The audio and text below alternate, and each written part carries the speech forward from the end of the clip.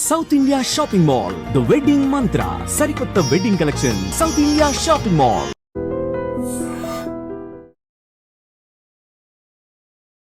Hi hello welcome to iDream. నేను మీ కాజల్. ప్రస్తుతం మనతో పాటు certified financial planner Subhash Babu గారు ఉన్నారు. నమస్తే సార్. నమస్తే అండి. ఓకే, సో మనందరికీ తెలిసిందే దట్ గోల్డ్ రేట్ రోజు రోజుకి పెరుగుతుంది and that is not decreasing at all. So దీనిపైన మీ ఒపీనియన్ ఏంటి? అసలు తగ్గుతుందంటారా గోల్డ్ తగ్గుతుందా అంటే అది చెప్పడం కష్టమే. బికాజ్ దాని పెరిగే కారణం తెలుసు మనకి, తగ్గే కారణం వెతికితే కూడా కొంచెం కష్టంగా కనిపిస్తోంది. ఎందుకంటే దానికి డాలర్తో లింక్ ఉంటుంది గోల్డ్కి ఎప్పుడు. సో యూఎస్ డాలర్ వీక్ అయితే మనకి గోల్డ్ ప్రైసెస్ ఇండియాలో పెరుగుతాయి.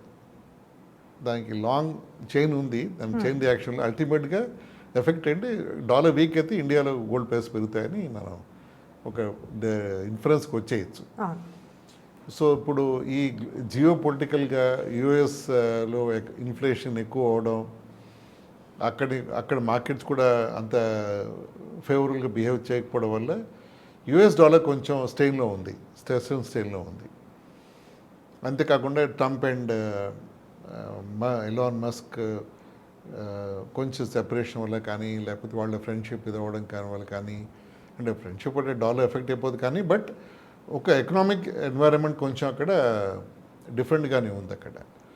దాంతోడు రష్యా యుక్రెయిన్ వార్, దాంతో యూఎస్ దాంట్లో యాక్టివ్గా సపోర్ట్ చేయడం, వాళ్ళ ప్రొనౌన్స్మెంట్స్ కానీ అవన్నీ చూస్తుంటే కూడా కొంచెం యూఎస్ యాక్టివ్గా ముందుకు వెళ్తోంది. ఇవన్నీ చూస్తే డాలర్ డెఫినెట్గా స్టైల్లో ఉంటుంది అర్థమవుతుంది. డాలర్ స్టైల్ అయితే మన గోల్డ్ ప్రైసెస్ పెరుగుతాయి ఇండియాలో. సో డాలర్ తగ్గుతుందా అంటే మేబీ ఛాన్సెస్ తక్కువ. ఎందుకంటే డాలర్ ఒక గ్రూప్ ఆఫ్ కరెన్సీస్తో టైప్ అయి ఉంటుంది. దాంట్లో Swiss franc, euro, Japanese yen, Canadian dollar, ఇలా కొన్ని కరెన్సీస్తో ఒక బాస్కెట్ ఆఫ్ కరెన్సీస్తో యూఎస్ డాలర్ లింక్ అయి ఉంటుంది. దాని డాలర్ ఇండెక్స్ అంటారు. ఆ డాలర్ ఇండెక్స్ ఎక్కువ ఉంటే డాలర్ స్ట్రాంగ్గా ఉన్నట్టు, ఇండెక్స్ తక్కువ ఉంటే డాలర్ వీక్ అయినట్టు. 100 అంటే ఉంటే న్యూట్రల్గా ఉన్నట్టు, ఏది కాకుండా. అది కొంచెం 80-90 లెవెల్లో మూవ్ అవుతుంది, 110 వెళ్తుంది, మళ్ళీ 80-90కి వచ్చేస్తుంది. అంటే డాలర్ కొంచెం షేకీగా మూవ్ అవుతుంది డాలర్ ఇండెక్స్లో. So there for gold prices దాకా వచ్చినప్పుడు చూస్తే మాత్రం నా ఉద్దేశంలో గోల్డ్ ప్రైసెస్ పెరిగే అవకాశం కనిపిస్తోంది, తగ్గే అవకాశం అంతగా లేదు. అన్లెస్ రష్యా యుక్రెయిన్ వార్ కానీ సీజ్ ఫైర్ అనౌన్స్ అయ్యి, నిజంగా సీజ్ ఫైర్ అనౌన్స్ అయ్యి, అంటే అనౌన్స్ చేశారు 2-3 టైమ్స్ వాళ్ళు, అది ఎఫెక్ట్ అవ్వలేదు, ఇంప్లిమెంట్ అవ్వలేదు. అందుకే నిజంగా సీజ్ ఫైర్ అనౌన్స్ అయ్యి నిజంగా సీజ్ ఫైర్ అయితే అప్పుడు కొంచెం సిచ్యువేషన్ ఇంప్రూవ్ అయినప్పుడు గ్లోబల్ సినారియోలో డాలర్ కొంచెం బెనిఫిట్ అయినప్పుడు రికవర్ అయితే అప్పుడు మనకి గోల్డ్ ప్రైసెస్ తగ్గే అవకాశం ఉంది అని అనిపిస్తుంది నాకు. అండ్ ఇలాంటి సినారియోస్లో, జియో పొలిటికల్గా ఉన్న సినారియోస్లో గోల్డ్ బెస్ట్ హెడ్జ్ అని చెప్పుకుంటాం దీన్ని మనం. అన్ని కంట్రీస్ గోల్డ్ కొంటాయి, అంటే అన్ని ఎకానమీస్ కూడా షేక్ అవుతున్నప్పుడు కొంచెం గోల్డ్ తీసి పెట్టుకుని బ్యాకప్ కింద పెట్టుకోవడం అనేది పరిపాటిగా డెసిషన్. ఇండియా కూడా చాలా గోల్డ్ కొంది మధ్యమని. అవి చూస్తే మనకి therefore the chances of gold coming down looks more remote. పెరిగే అవకాశం కనిపిస్తోంది as you speak right now. అంటే రోజు రోజుకి డెవలప్మెంట్స్ మారిపోతున్నాయి గ్లోబల్గా, జియో పొలిటికల్గా, వాటి వల్ల మనకి గోల్డ్ ఎఫెక్ట్ అవుతాయి మనకి. సో బేసిక్గా మీరు చెప్పేదాన్ని బట్టి నాకు ఏమర్థమైందంటే సీజ్ ఫైర్ అయ్యి గోల్డ్ రేట్ తగ్గితే మనకి మంచిది. కరెక్ట్. అంటే సీజ్ ఫైర్ వల్ల ఒక్కటే డాలర్ ప్రైస్ రికవర్ అవుతుందని చెప్పడానికి చాలా ఫ్యాక్టర్స్ వల్ల డాలర్ రికవర్ అవ్వచ్చు. సీజ్ ఫైర్ అవడం మంచిదే, బికాజ్ వార్ అవడం ఎవరికి బెనిఫిషియల్ కాదు. సో సీజ్ ఫైర్ అయ్యి యూఎస్లో కానీ ఎకానమీ కొంచెం ఇంప్రూవ్ అయ్యి డాలర్ రికవర్ అయితే గోల్డ్ ప్రైస్ కూడా కొంచెం సాఫ్ట్ అయ్యే అవకాశం మనకు కనిపిస్తుంది. So marriage season I think round the corner మనకు కూడాను. So software gold price is always welcome for us, and you can buy more gold possibly మన కంట్రీలోని మనం అని మనం హోప్ చేయొచ్చు అది. Okay, and can I ask you like this that is it, అంటే ఇప్పుడు బికాజ్ మీరు చెప్పినట్టు ఇప్పుడు మ్యారేజ్ సీజన్స్ వస్తున్నాయి.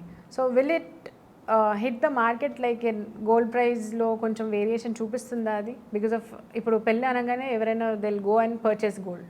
So will this effect?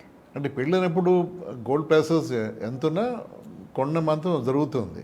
కొంచెం తక్కువ కొంటారేమో బడ్జెట్స్ చూసుకొని. అసలు కొనకుండా మాత్రం ఏ పెళ్ళి ఎవరు చేయరు కాబట్టి కొంచెం సాఫ్ట్గా ఉంటే they'll be more happy to buy more required kind of ornaments and things like that. So ఏది ఎవరి కోసం ఆగదు, పెళ్ళి అవుతుంది, దాని పెళ్ళి గోల్డ్ కొండ అవుతుంది, అన్నీ అవుతాయి. ఎవరు దేనికి ఆగదు, ఏది ఎక్కడ ఆగదు, no matter what. Exactly. Rush ఎక్కువ అవ్వచ్చు, ఏదైనా అవ్వచ్చు, but then things keep going on. Right. Ya, so డెఫినెట్గా మన గోల్డ్ ప్రైసెస్ సాఫ్ట్ అవుతాయని హోప్ అయితే ఉంది. సో అంటే గోల్డ్ ప్రైస్ ఎక్స్క్లూజివ్గా డాలర్ మీద డిపెండ్ అయి ఉంటుంది.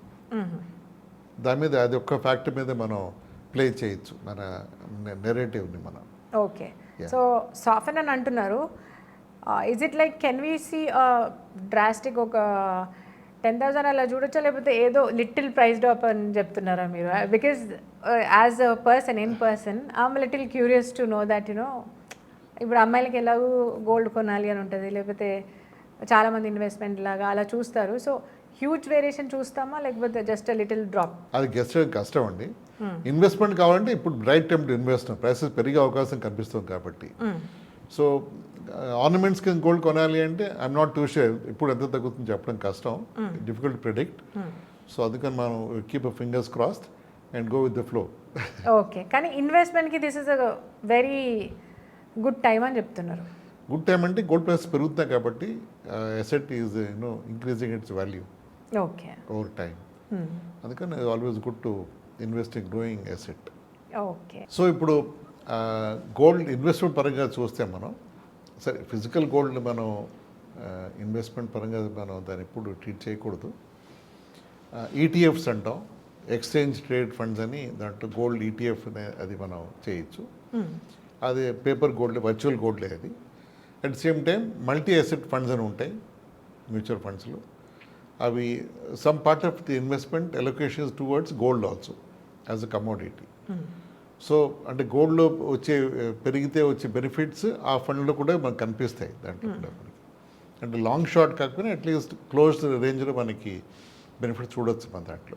ఓకే, సో ఆర్నమెంట్ గోల్డ్ అక్కర్లేదు, ఇన్వెస్ట్మెంట్ చేసి మనం ఫైనాన్షియల్ మనం ఇంప్రూవ్ చేసుకోవాలన్నప్పుడు can go for ETFs or multi asset funds పెట్టుకుని మనం can go with the investment flow చేయొచ్చు.